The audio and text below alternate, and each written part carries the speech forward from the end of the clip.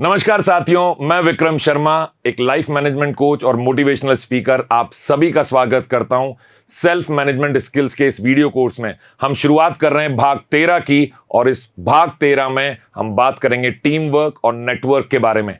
Team work का सीधा सा मतलब है एक समूह में मिलजुल कर काम करना, और नेटवर्क का मतलब है एक ऐसा तंत्र बनाना जहां हमें हमारे मतलब के लोग मिलते हैं जो हमें आगे बढ़ने में सहयोग करते हैं। तो आइए सीखते हैं टीम वर्क और नेटवर्क के बारे में भाग 13 के अंदर।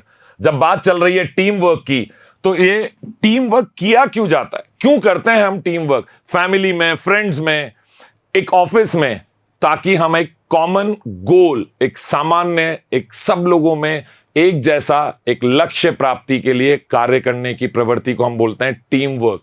तो बात चल रही है टीम वर्क की, एक सामान्य सा लक्ष्य जो सबका कॉमन है, सबका साझा है, उसे प्राप्त करने के लिए दूसरे लोगों के साथ सहयोगात्मक तरीके से काम करना, इसी को बोला जाता है टीम वर्क। जब हमारे घर में कोई फंक्शन होता है, कोई फेस्टिवल, कोई त्योहार होता है, या किसी का जन्मदिन होता है, तो सभी लोग उस जन्मदिन की तैयारी या उस त्योहार की तैयारी में जुट जाते हैं। और किसी को गुब्बारे फुलाने का काम दिया गया है, किसी को केक ऑर्डर करने का काम दिया गया है, तो कोई लोगों को फोन पर अपने घर का या जिस भी जगह पर फंक्शन किया जा रहा है उसका एड्रेस समझा रहा है। सभी लोग अपने अपने काम में लगे हुए हैं ताकि वो त्योहार या वो जन्मदिन, वो जो इवेंट है, उसको सक्सेसफुल बनाया जा सके। और इसी को कहते हैं टीम वर्क। हर व्यक्ति विशेष को अपना काम दिया गया है जिसकी अपनी एक इंपॉर्टेंस है, लेकिन सभी लोग जब मिलजुल कर उस कार्य को करते हैं तब हमें वो साझा, वो कॉमन लक्ष्य, वो कॉमन गोल प्राप्त होता है। तो टीम वर्क की जब बात चलती है तो इसके लिए सबसे जरूरी है कि हमारा कम्युनिकेशन बहुत स्ट्रांग होना चाहिए, जबरदस्त होना चाहिए, प्रभावी संचार।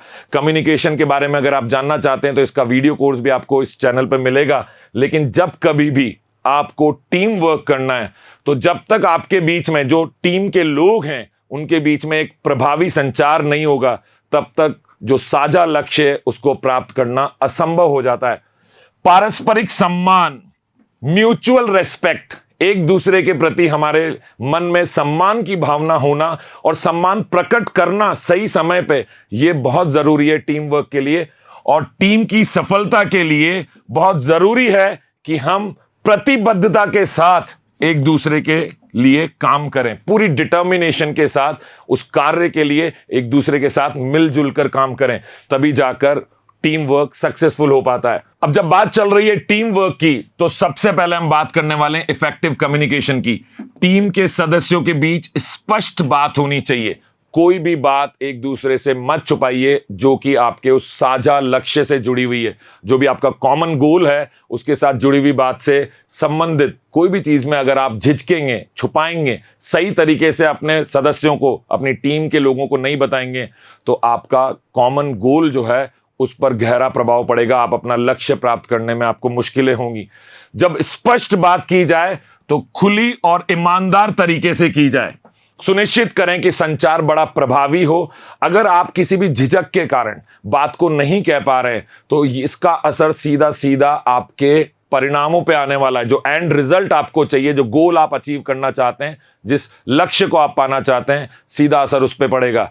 तो कहना क्या है, उसको कब कहना है, किस तरीके से कहना है, इस चीज को समझना बहुत जरूरी है। स्पष्टता टीम के लोगों के बीच में होनी ही चाहिए। इफेक्टिव कम्युनिकेशन में आप उदाहरण के तौर पर समझिए, जो भी प्रोग्रेस हो रही है उस पर चर्चा करिए, अपने विचार भी साझा करिए कि हम सही डायरेक्शन में जा रहे हैं, सही दिशा में जा रहे हैं, सही कार्य हो रहा है कि नहीं हो रहा। टीम के सभी सदस्य जो कार्य कर रहे हैं उससे क्या हमारा साझा लक्ष्य प्राप्त होगा कि नहीं होगा, और अगर उसमें कोई कमी हो तो अपने विचार साझा करिए। किसी भी मुद्दे को संबोधित करने से पहले नियमित टीम की जो मीटिंग्स हैं, जो टीम की बैठकें होती हैं, टीम मीटिंग्स जिनको हम बोलते हैं, वो आपको नियमित तौर पर आयोजित करनी चाहिए।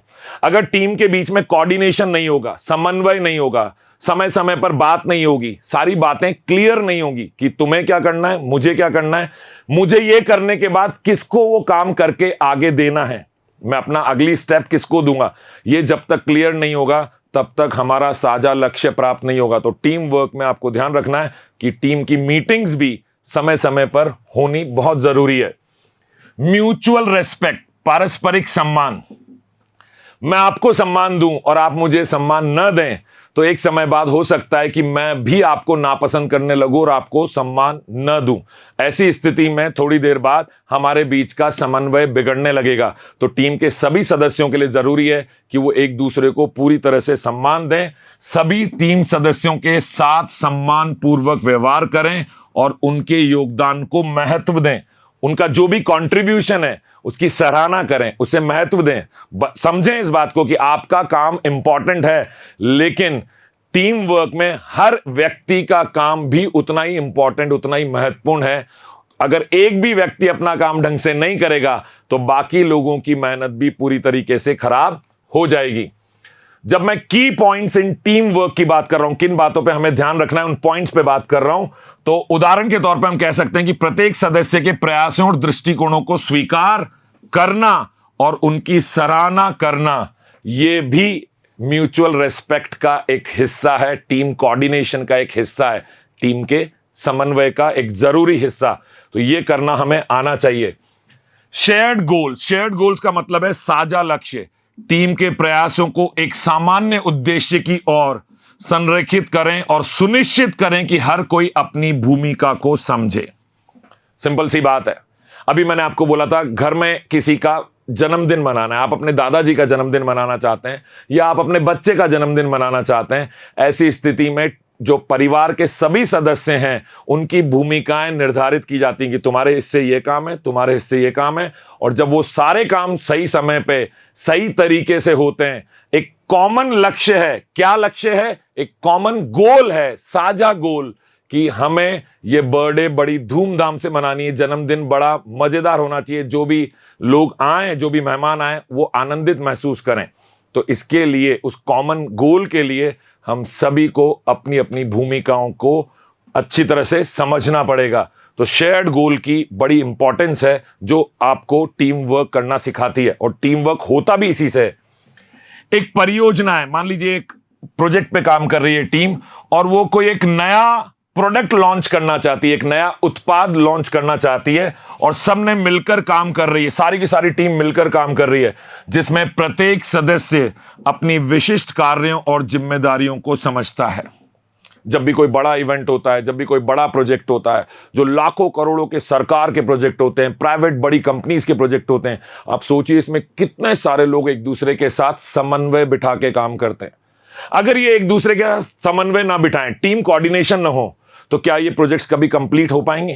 कभी ये सफलतापूर्वक उस प्रोजेक्ट में वो कॉमन गोल जो है, अगर इनको नहीं समझ में आता, इनको लगता है कि मेरे को तो बस मेरा काम करना है, मुझे दूसरे के काम से कोई लेना देना नहीं है, तो क्या वो साझा लक्ष्य कभी प्राप्त होगा? बिल्कुल नहीं होगा। तो याद रखिए, हम सबको मिलजुल कर काम करना होता है, चाहे गोल छोटा है, चाहे गोल बड़ा है, चाहे प्रोजेक्ट 2 दिन का है, चाहे प्रोजेक्ट 2 साल का है। फिर बात आती है कोलैबोरेशन और कोऑपरेशन की, जिसको हम बोलते हैं सहकार्य और सहयोग। कभी कभी हम हमारे काम में किसी की मदद लेते हैं, उसने हमें सहयोग किया। कभी कभी हमारे काम को करने के लिए हमें दूसरे लोगों की जरूरत पड़ती है और हमें उनके साथ मिलकर काम करना पड़ता है, जिसको कोलैबोरेशन बोलते हैं या सहकार्य बोलते हैं। तो एक साथ काम करने, संसाधनों को साझा करने और एक दूसरे को समर्थन करने के लिए हम हमेशा एक दूसरे को प्रोत्साहित करें, इस बात का ध्यान रखना चाहिए टीम वर्क के दौरान। जब भी कोई संसाधन है, एक प्रोजेक्ट में किसी भी चीज का इस्तेमाल अगर आप कर रहे हैं, तो उस चीज का इस्तेमाल दूसरे व्यक्ति को भी अगर करना है, तो हमें संसाधनों को एक दूसरे के साथ साझा करना आना चाहिए, एक दूसरे के साथ सहयोग करना आना चाहिए, और दूसरे के कंट्रीब्यूशन को, उसने जो भी सहयोग किया है उसको आप सराहना भी दें, उसका महत्व भी समझें, तभी जाके आपका टीम वर्क पूरा हो पाएगा। उदाहरण के तौर पे टीम के सदस्य एक प्रस्तुति पर सहयोग कर रहे हैं, प्रत्येक व्यक्ति की ताकत के आधार पे, मतलब जो उसकी स्ट्रेंथ है, जो भी उसकी क्षमताएं हैं, उनके आधार पर कार्यों को विभाजित कर रहे हैं और उन्हें पूरा करने में एक दूसरे की मदद कर रहे हैं। यही है सच्चा टीम वर्क। मुझे ऐसा काम मत दीजिए जो मैं इच्छा से नहीं करता, या जो काम करने में मैं असमर्थ हूं, मेरी क्षमताओं से बाहर है। सही तरीके से एक टीम में पहचानना जरूरी है कि किसकी क्षमता किस कार्य के लिए अनुकूल है, और उसी अनुसार उसे कार्य दिया जाना चाहिए। फिर जब साथ में काम करेंगे तो कॉन्फ्लिक्ट्स मतलब संघर्ष की स्थिति भी पैदा हो सकती है। तो हमें कॉन्फ्लिक्ट रेजोल्यूशन मतलब संघर्ष के समाधान पर भी कार्य करना है। जब साथ काम करेंगे तो कहीं ना कहीं बहस हो सकती है, हमारे मतभेद हो सकते हैं, मेरी सोच और आपकी सोच एक दूसरे के विपरीत भी हो सकती है, और अगर वो विपरीत ही बनी रहे तो ऐसी स्थिति में हमारा कार्य जो है वो बाधित हो जाएगा। हमारा जो कॉमन गोल हम अचीव करना चाहते हैं वो हम नहीं अचीव कर पाएंगे। तो क्या करना चाहिए? जब भी संघर्ष की स्थिति पैदा हो उसे बैठकर सुलझाना चाहिए, उसका समाधान करना चाहिए, और शीघ्र से शीघ्र करिए। संघर्षों को शीघ्र और क्रिएटिव तरीके से, रचनात्मक तरीके से संबोधित करें और उनका उचित हल निकालें। जब की पॉइंट्स इन टीम वर्क की बात चलती है तो हम कहते हैं टीम के सदस्यों के बीच एक असहमति को मीडिएटर के माध्यम से, मध्यस्थता, कोई एक समझदार व्यक्ति होता है ना, उसको बिठा लीजिए, दोनों अपनी अपनी बात रखिए, फिर उसकी बात सुनिए कि कहां पे आप गलत हैं, कहां पे सामने वाला गलत है, कहां आप सही हैं, कहां पे सामने वाला सही है, और फिर एक सॉल्यूशन पे, एक समाधान पे पहुंचिए। तो मध्यस्थता के माध्यम से, ताकि सभी के लिए काम करने वाला समाधान मिल सके। जब आप दोनों जिनके बीच में संघर्ष है वही आपस में समाधान निकालेंगे तो हो सकता है कि आपको हमेशा लगे कि नहीं मेरा समाधान सही है और सामने वाले को लगे उसका समाधान सही है। तो करना क्या है? किसी मीडिएटर को, किसी मध्यस्थ आदमी को बिठाइए जो आपकी नजर में, दोनों की नजर में समझदार है, और उसके माध्यम से कोशिश करिए कि आप अपनी समस्या का या उस कॉन्फ्लिक्ट, उस संघर्ष का सही उचित समाधान निकाल पाए। टीम वर्क में बहुत जरूरी है ट्रस्ट एंड अकाउंटेबिलिटी, जिसको बोलते हैं विश्वास और जवाबदेही। टीम के सदस्यों के बीच विश्वास बनाएं और कार्यों और जिम्मेदारियों के लिए एक दूसरे को जवाबदेह ठहराएं। रेस्पॉन्सिबिलिटी आपको दी गई है, आपको एक जिम्मेदारी दी गई है, तो आप अपनी जिम्मेदारी, अपने काम के प्रति जवाबदेह हैं। अगर आपने काम समय पे नहीं किया तो यह आपकी जवाबदेही है कि आपने काम समय पे नहीं किया, इस वजह से आगे दूसरे लोगों के काम पर भी प्रभाव पड़ रहा है।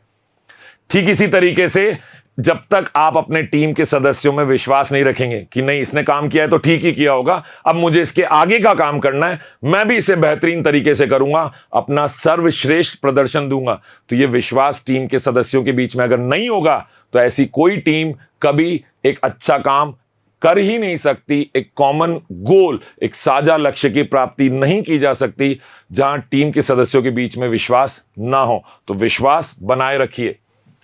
टीम के सदस्यों पर समय पर, जब भी समय आने पर अपने कार्यों को पूरा करने और जो कमिटमेंट है आपका, जो प्रतिबद्धता है, उसको पालन करने पर आपको भरोसा करना पड़ेगा।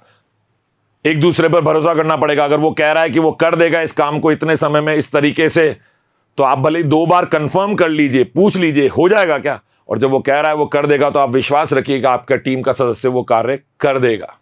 उसका काम करने के तरीके पर भी विश्वास करिए। कोई सुझाव देना चाहते हैं तो आप दे सकते हैं विनम्र तरीके से, लेकिन अगर सामने वाला कह रहा है कि मैं कर दूंगा, मेरे ऊपर छोड़ दो, मेरी जिम्मेदारी है, तो एक बार उसकी जिम्मेदारी पर, उसके शब्दों पर विश्वास करिए। यह बहुत जरूरी है टीम वर्क के लिए।